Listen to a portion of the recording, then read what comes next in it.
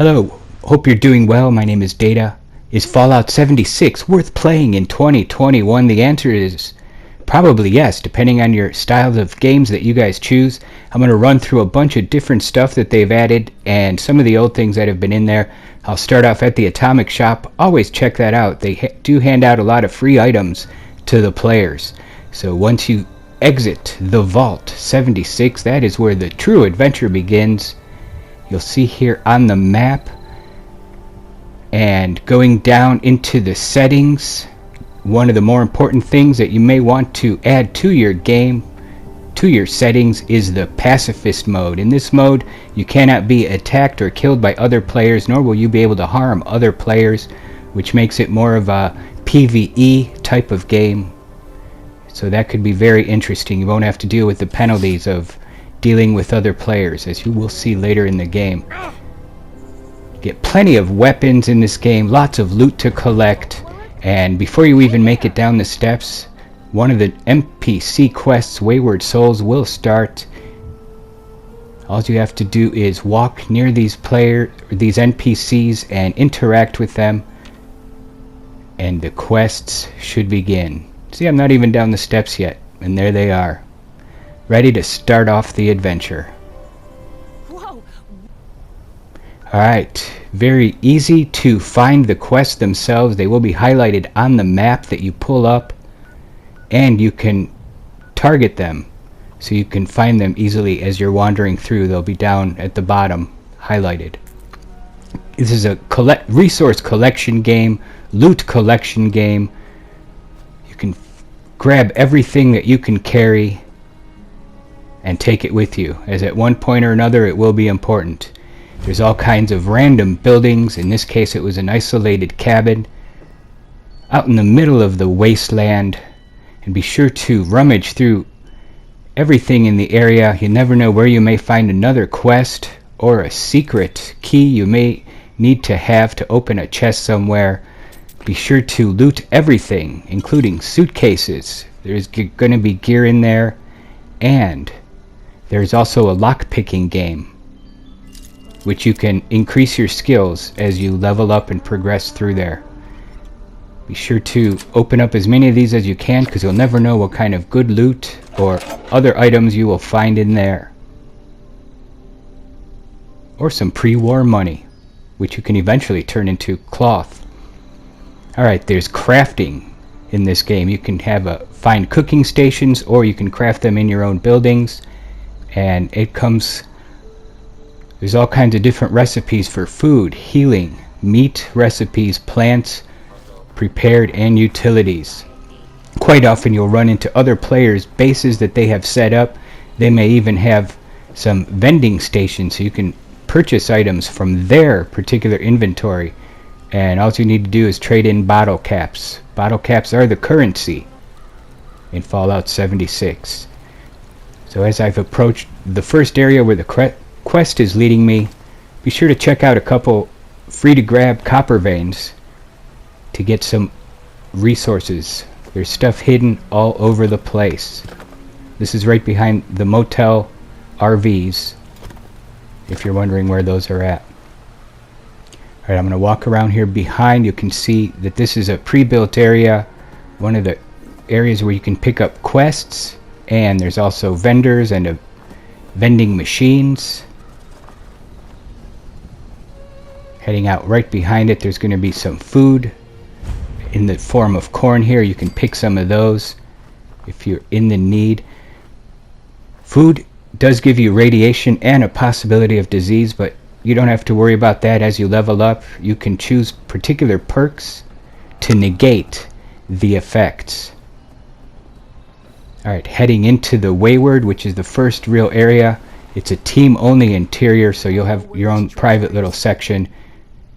You'll be confronted with different choices that may or may not be apparent to have to make. In this particular case, the choice was made to take down the bandit, the thief that was going after the quest giver. Always be sure to loot them. The NPCs do give many quests now as you find them. Be sure to speak with all of the different NPCs that you can find. Sometimes they give you stuff for free just for helping them out. Your guess is as good as mine, sweetheart. Hebert gets left alone. You can see here, this particular one is going to start me on a brand new quest. The Wayward Souls is done, but we're starting a new one with her.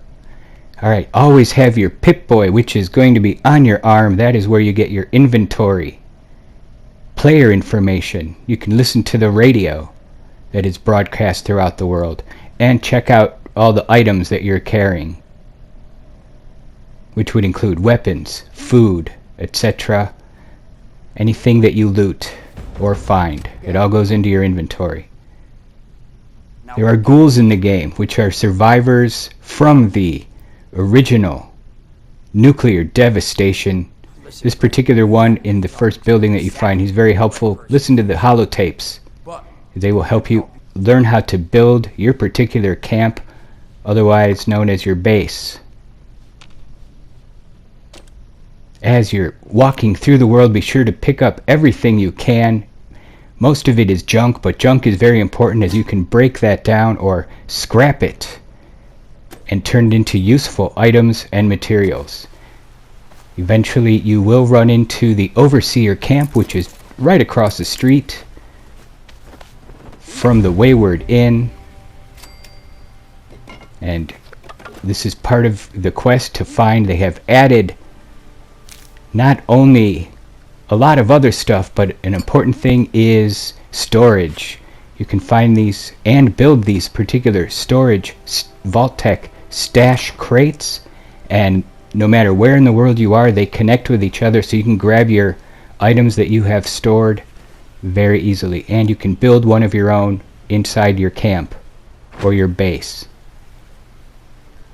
This particular first spot is very helpful to the players. It has pretty much all of the crafting stations that you will need and some quests.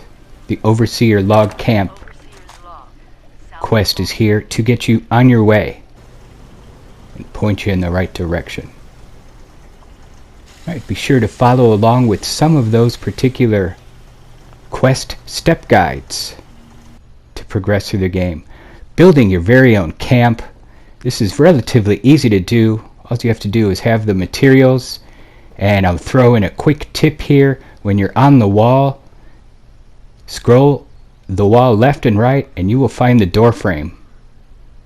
You can see in the top left of this, you can go from wall to door frame. Once you have the door frame, it makes it very simple to add a door. How to find wood.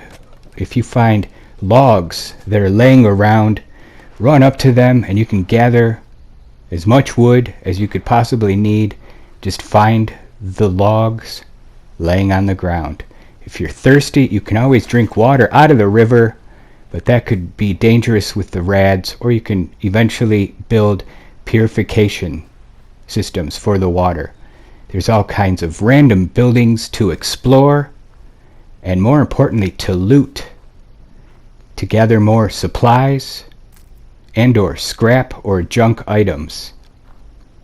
You'll be using all these scrap or junk items to create better gear for yourself, from weapons, armor, ammo, and things like that.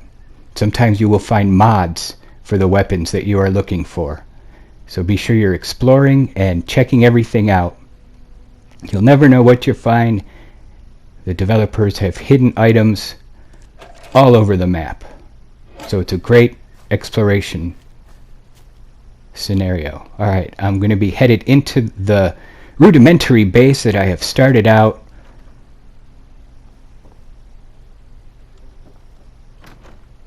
Close the door. There you go. It's a very simple build to start out with. Sleeping bags and beds are included. Some of them you will have to unlock, but if you need to increase your hit points, if your health is low, take a nap and it will increase your health, and also it will give you a resting bonus, which will give you some bonuses in gathering experience. Takes just a little bit of time while you're watching yourself sleep, but you can see in the bottom left the hit points are rising. Alright. Feeling much better now. Feeling well rested. Now I'm going to continue on with the exploration and the journey. Alright, another important thing is in the weapons workbench, you can see on the top you can scroll through to specific items, which would include junk.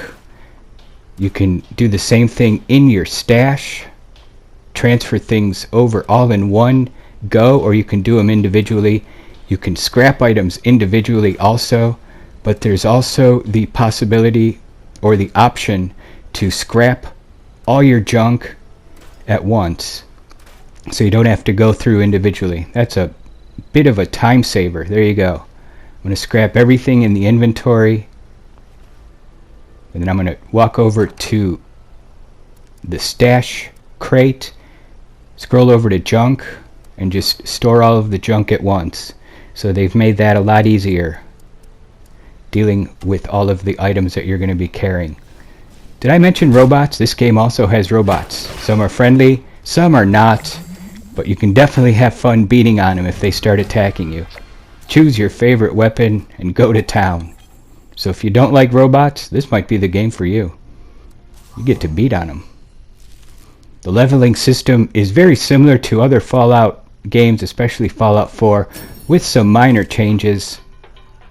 As you progress, you will unlock new opportunities to level up. And always grab that stick of gum. Alright. You can see some of the different options that are here for leveling up and some of the things that get unlocked. One of the first things that I'm leveling up is Lead Belly, because in a survival game it is important to be able to eat the food without getting radiation sickness from that. You can also set that up with another card to make sure you don't get diseases from the food. Alright, I'm in one of the first towns that I have been sent to by the Overseer. And be sure to explore and loot everything.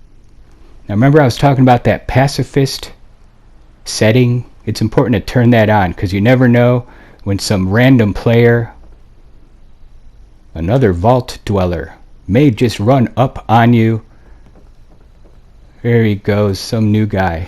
And he's just going to start beating you with a bat. But you don't have to worry, because you have the pacifist set. So you can just carry on with your game. If you have that turned off and you are attacked, you can attack the player back, and that will initiate a battle. Heading into the command post, which is in the first area.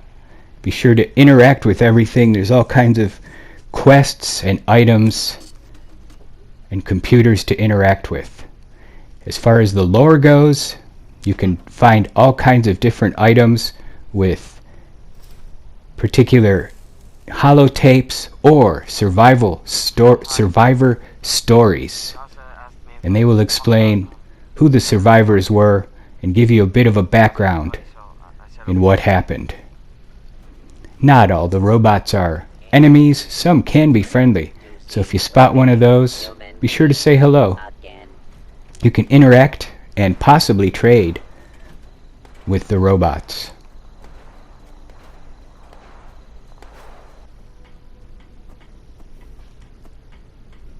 And you can also self-register to become, let me set this up here, you can become welcome survivor. You can become a responder volunteer. So be sure to register here, as that will open up some more quests. And on the top right of the screen, you'll see the quests are changing. It'll give you specific optionals or things that are mandatory to finish out the quests.